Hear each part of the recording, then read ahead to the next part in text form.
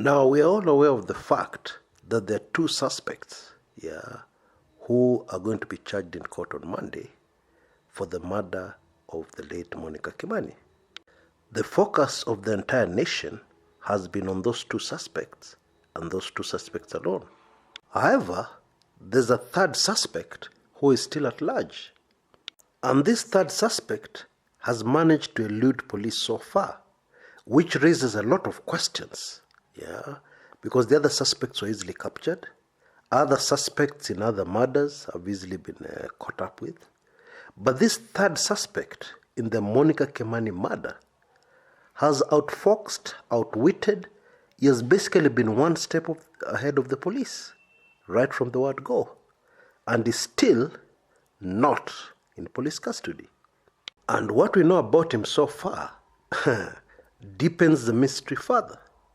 Police know that after the crime, the very gruesome crime, he escaped to Mombasa, Kenya's coastal town, or coastal city rather. DCI officers in hot pursuit pursued him there, but so far have been unsuccessful in arresting him. And it gets even more fascinating. Police also know, or they are aware, that this said third suspect has visited prominent witch doctors in Mombasa. The motive being to protect himself from arrest. What?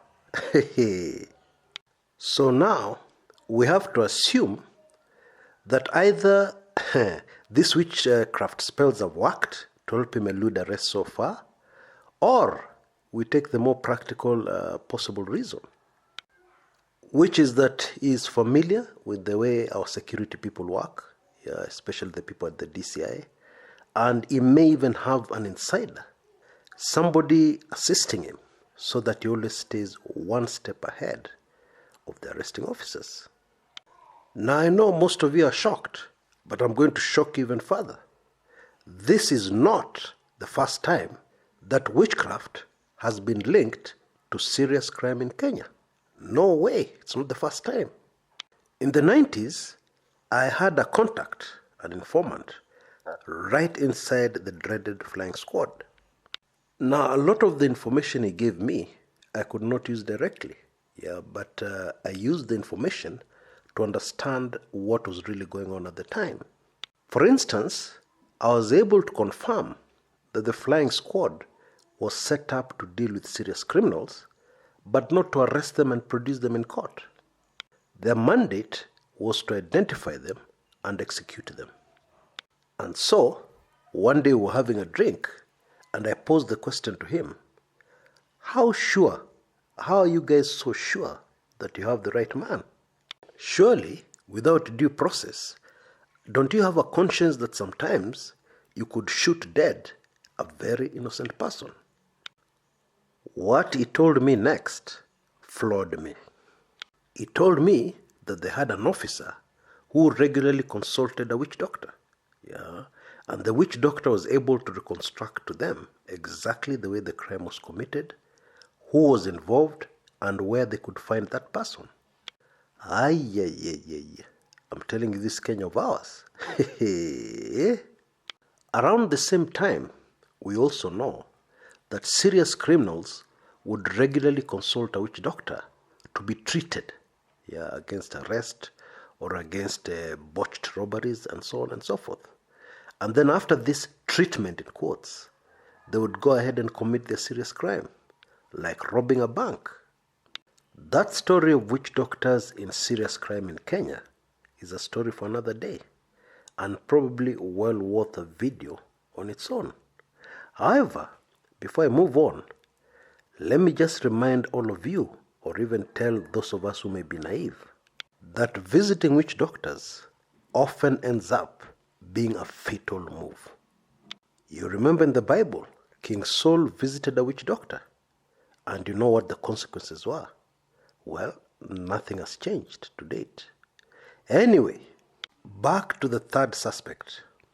Police first caught sight of this third suspect in a vehicle together with Joy Rungu, speeding away from the scene of crime.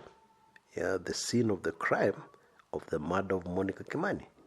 That means police have a rough idea of what he looks like. Investigators also know that he is a man. Investigators also know that he was not inside the apartment where Monica Kimani was killed. However, the fact that he was picked up so soon after the gruesome murder suggests and implies that he was involved. We also know that it is very, very rare for an innocent person to flee from the police. Why run if you have nothing to hide? Why visit witch doctors for extra protection if you have nothing to hide? The introduction of this third suspect confirms what some Kenyans, including quite a number on this channel, believe. Rather, it seems to confirm a theory. And what theory is this?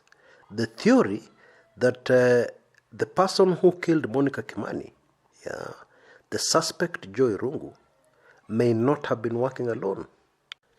It suggests that this may have been a contract killing. I say may, because it is also possible that the third suspect was just an accomplice. Somebody to help out with the logistics here and there. That one is also a very high probability. Hopefully, we will have a much better idea,